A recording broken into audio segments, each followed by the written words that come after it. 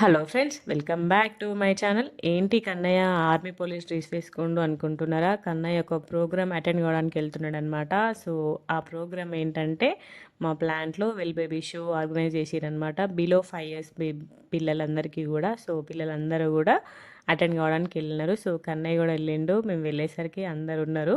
చూడండి, కన్నయ్య అందరు పిల్లలని చూసుకుంటూ కొంచెం సైలెంట్ అయిపోయింది ఫస్ట్. తర్వాత వాళ్ళ ఫ్రెండ్స్ అందరు ఉన్నారు అక్కడే. శ్రీయాన్ ఉన్నాడు చూడండి. శ్రీయాన్ అందరు మా బ్లాక్లో పిల్లలందరూ బిలో 5 years పిల్లలందరూ ఉన్నారు.